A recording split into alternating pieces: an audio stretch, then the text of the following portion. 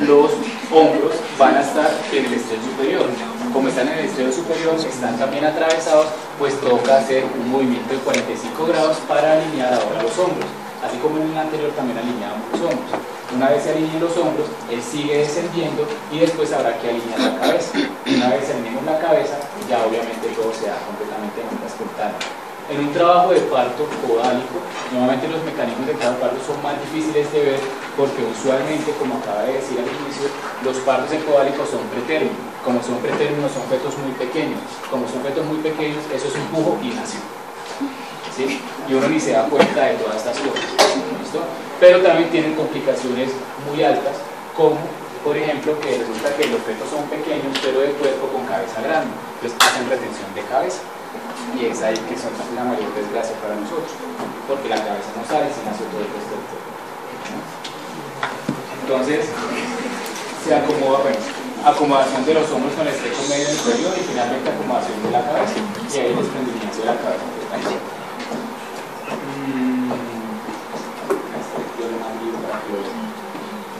¿Qué pasa? ¿Cuál es la patología o el riesgo de atender un parto podálico? El riesgo de atender un parto podálico es que normalmente cuando el parto es en podálicos y hay trabajo de parto, se rompen las membranas, podemos tener prolapso del cordón umbilical. ¿Qué es prolapso del cordón? Que obviamente se rompió la bolsa donde está el feto, empieza a salir el cordón umbilical por la vagina, pero el feto está arriba. Entonces cuando el feto empiece a descender, va a aprisionar el cordón y obviamente se va a morir. ¿Sí? Entonces cuando hay prolapso del cordón tenemos que hacer una cesárea de urgencia.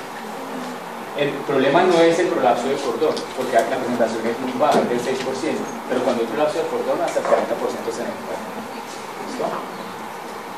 El atrapamiento de cabeza fetal ocurre en el 8% de los casos. No solamente es que se atrape la cabeza, sino lo que eso conlleva: asfixia perinatal, lesión neurológica, muerte. Lo otro es las maniobras que nosotros tenemos que hacer pueden producir hiperextensión aquí medular, produciendo parálisis o cuadriplegias, produciendo lesiones vertebrales, produciendo parálisis de ER, por ejemplo. Hace 8 días, ayer hace 8 días fraccionamos a un niño y hicimos parálisis de ER por un parto podálico. Hay unos criterios, ¿por qué? Entre las 25 semanas y la semana 32, por el peso fetal estimado, nace el cuerpo y la cabeza se me queda dentro. Entonces, o tiene menos de 25 semanas y de algún paciente del parto, o tiene más de 32. ¿Listo? Pero si tiene entre esas dos, es mejor no atender el parto vaginal por el riesgo de retención de cabeza. Y que tengamos una pelvis materna adecuada y una pelvis ginecológica. Si vamos a atender un parto en podálico, lo ideal es que las membranas estén íntegras el mayor tiempo posible. O sea, yo no hago amiotomías. Amiotomía es que yo, no sé, yo sea el que rompa las membranas. ¿Listo? En este caso, en el parto podálico, idealmente no vamos a romper las membranas, sino que esto se rompa de manera espontánea.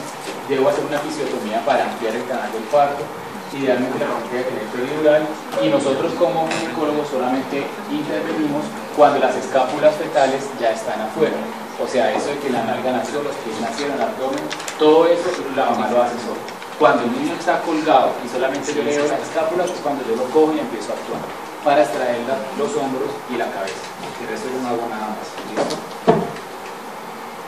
Este es un artículo que sacó la COP en el año 2002, es el Colegio Americano de Ginecología y Obstetricia, en donde se hizo un estudio con 1041 pacientes a los cuales se les hizo una cesárea planeada a término con los bebés que estaban en podálico, y a otros se les hizo un parto planeado, también a 1042 pacientes.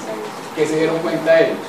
Que la mortalidad perinatal en la cesárea era de 3 por cada 1000, mientras que en el parto era de 13 por cada 1000.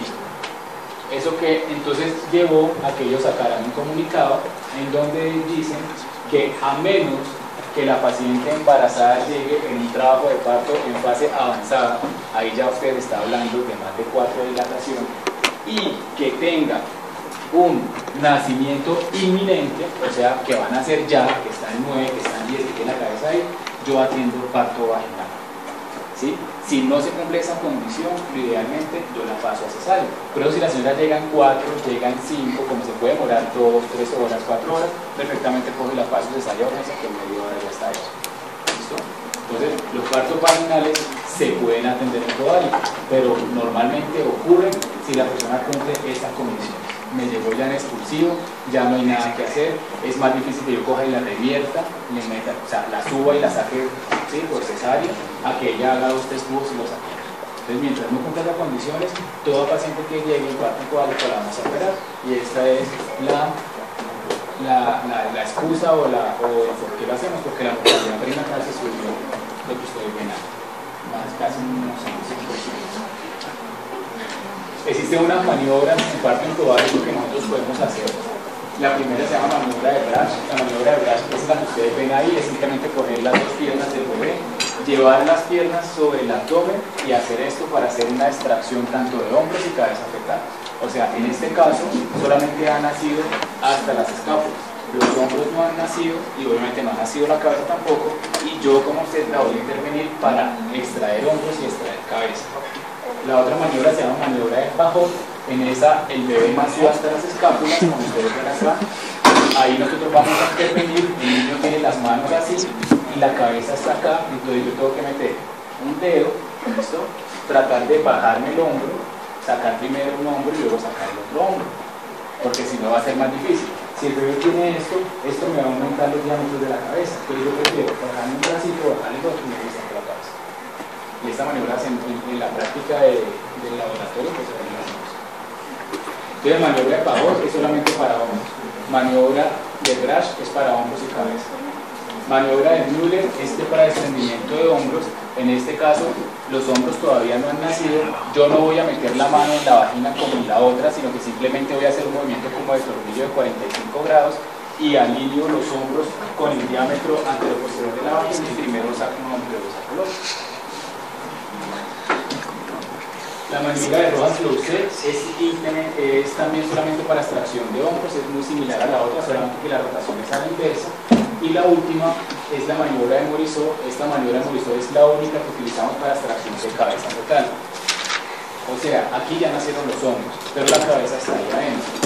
Como la cabeza todavía está adentro, lo que nosotros tenemos que hacer es que con el dedo índice lo vamos a meter dentro de la boca del bebé, vamos a bajar el mentón, o sea, yo hago esto para que el mentón lo pegue al tórax y flexiono la cabeza, y con la otra mano aquí arriba yo voy a proteger para que no haga una hiperextensión del cuello y obviamente pues hago movimientos. En el laboratorio queda más fácil explicarle eso.